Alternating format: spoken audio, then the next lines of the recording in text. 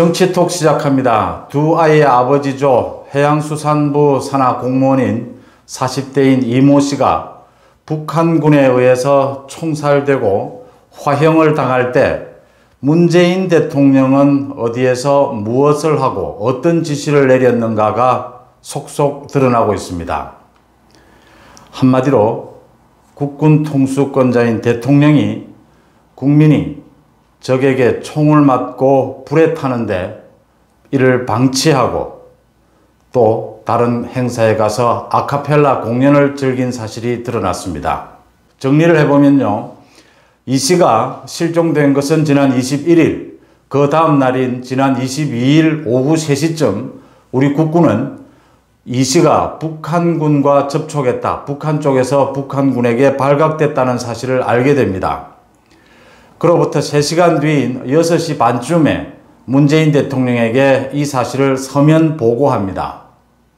그 다음 다시 3시간이 지난 뒤 9시 반쯤 이 씨는 북한군에게 총살을 당하고 화형을 당합니다. 이런 반인륜적인 참형, 참사가 일어나는 과정이 6시간쯤 걸렸습니다. 이 6시간 동안 우리 군은 아무런 조처를 취하지 않았습니다.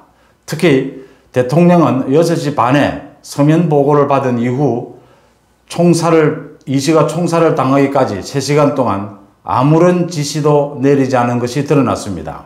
어제 국회 국방위에서 야당 의원들의 질의에 서욱 국방부 장관이 대답하는 과정에서 이 사실이 확인됐습니다.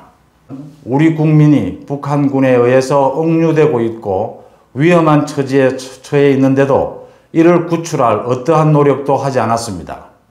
대통령도 이 사실을 보고받은 뒤 3시간 동안 국민을 구하라 또는 여러 가지 방안이 있을 수 있습니다. 유엔군을 통해서든 상선 통신을 통해서든 또는 일방적으로 북한군의 한 라인이 폐쇄됐다 하더라도요. 통보를 해서 강력하게 어필을 하는 방법을 통해서 구할 수 있었던 시간이 있었는데도 불구하고 아무런 지시를 하지 않았습니다. 이 같은 이 씨가 총살과 화형을 당한 뒤에 10시 반에 대통령에게 이 같은 사실이 다시 서면 보고됐습니다. 23일 새벽 1시에 서훈 안보실장 주재로 국가안전보장회의가 열립니다. 여기에는 통일부 장관, 청와대 수석들, 많은 사람들이 참석을 했죠. 대통령은 참석하지 않았습니다. 그리고 23일 오전 8시 반에 대통령에게 직접 대면 보고가 이루어집니다. 지금 이 과정에서 23일 새벽 1시 반에는 문 대통령이 영상을 통해서 유엔 연설을 하게 됩니다. 종전선언을 제안하는 거죠. 그 다음 23일 오후에 문 대통령은 이 같은 사실을 알고도 종전선언을 유엔 연설을 해서 종전선언을 제안을 하고요. 그 다음 그 오후에 군 간부들을 만나서도 평화만을 강조합니다. 그 다음 날인 24일 오전 10시 반에 결국 국방부가 사건 전모에 대해서 브리핑을 하게 됩니다. 이 씨가 피살된 지 이틀이 지난 뒤에야 국방부는 사건 전모를 밝히게 되는 셈입니다. 이 사건이 전모가 드러났는데도 문재인 대통령은 어제 오후였죠. 김포에서 열린 문화콘텐츠산업보고회라는 행사에 가서 아카펠라 공연을 즐겼습니다. 또 방탄소년단을 치하했습니다. 여유가 있는 겁니까? 아니면 국민의 생명을 지켜야 한다는 절실함이 없는 겁니까? 어제 국회 국방위에서 야당 의원들의 질타가 이어졌습니다. 서욱 장관에 대해서요. 서욱 장관은 제대로 대답을 하지 못했습니다. 대통령이 이 같은 사실을 알면서도 어떤 지시도 내리지 않았고 어떤 조치도 취하지 않았다는 사실을 이야기하면서 굉장히 불편했겠죠. 결국 취임한 지 10일밖에 안 되는 서욱 장관 입에서 대통령을 잘 못 모셔서 죄송하다는 말이 나와야 했습니다. 야당 의원들의 질타가 이어졌죠. 국민의 안전을 책임지지 못하는 대통령, 국군 통수권자는 자격이 없다라는 이야기가 직설적으로 바로 나왔습니다. SNS상에서도 많은 사람들의 질타가 이어졌습니다. 또 격앙된 반응이 이어졌죠. 이 반인륜적인 이 무참한 행동에 대해서 북한에 대한 규탄은 말할 것도 없고요. 문재인 정부의 대처가 도대체 이렇게밖에 될 수 없느냐. 이게 직무유기 아니냐 이런 얘기들이 쏟아졌습니다. 우리 정부는 6시간 동안 도대체 뭘 했길래 이런 지경까지 왔느냐. 서훈 국방부 장관은 첩보 사실을 확인하기 위해서 시간이 많이 걸렸다고 했습니다. 야당의 많은 의원들이 현대식 현재 군 장비로 확인하는데 그렇게 오랜 시간이 걸리지 않았다라는 지적을 하고 있습니다. 또 6시간 동안 뭘 했느냐라는 대답에 어처구니 없게도 북한군이 설마 저런 반인륜적인 행태를 할 줄은 짐작을 하지 못했다. 이게 대답입니다. 지금 이 과정을 좀 종합해 보면요. 대통령의 종전선언 제안이 있었죠. 그걸 앞두고 이 시의 피살 사건이 일어나게 됩니다. 이 청와대를 중심으로 해서 안보 당국에서는 이 사실을 계속 이틀 동안 밝히지 않고 쉬쉬했던 겁니다. 어떻게 대처할까를 고민했겠죠. 나중에 나온 이야기입니다만 23일 8시 반에 문재인 대통령이 대면 보고를 받고 난 뒤에 이게 사실이라면 국민이 크게 분노할 일이다. 빨리 국민들에게 알려야 한다라고 말을 했다고 합니다. 이게 믿어집니까? 믿어지지 않는 게요. 그 이후에도 국방부의 공식적인 발표는 하루가 더 지난 뒤에 있게 됩니다.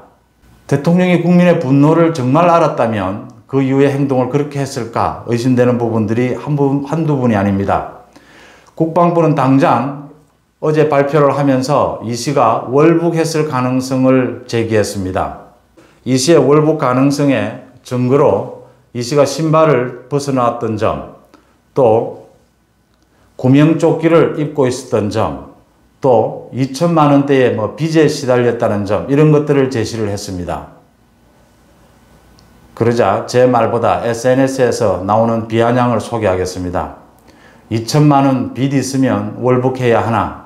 배에서 구명조끼 입는 것은 이제 의무사항이 되어 있지 않습니까? 구명조끼를 갖춰 입은 것이 무슨 월북할 증거가 된단 말입니까?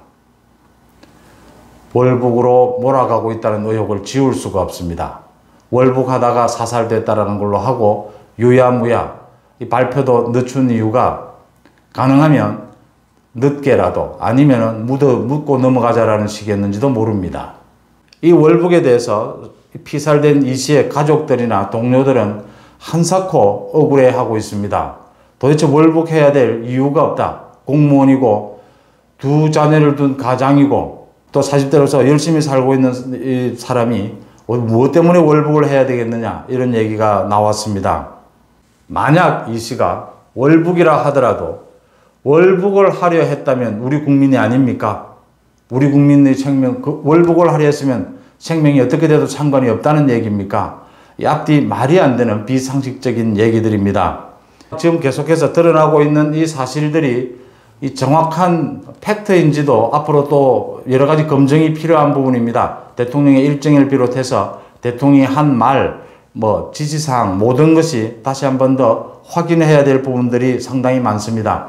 의문점이 한두 가지가 아닙니다. 지난 3일 동안 벌어졌던 그 일요, 청와대를 중심으로 북한에서는 또 어떤 일들이 벌어졌는지 이런 부분들을 하나하나 꼼꼼히 따져보고 확인해 봐야 될 부분입니다. 우리 군은 또 대통령은 직무유기 의혹에서 자유로울 수 있는지 점검해 봐야 됩니다. 자, 이 씨가 북한군에 억류될 6시, 피살되기 전까지 6시간 동안 구명을 위한 노력을 하고 그 구명에 성공하지 못했으면 곧바로 지금 유엔의 종전선언을 급하게 바꿔서라도 북한에 대한 철저한 규탄의 성명을 내고 그 다음 이거에 대해서 어떻게 대처하겠다라는 걸 밝히는 게 맞지, 거기에서 그 종전선언 운운하고 사전에 제작되어 있는 영상물이어서 어쩔 수 없었다, 이게 대답입니까? 국방부의 해명, 청와대의 해명 앞뒤 말이 맞지 않는 부분이 너무 많습니다. 하나하나 확인해 가야 될 대목입니다. 정치통 마칩니다.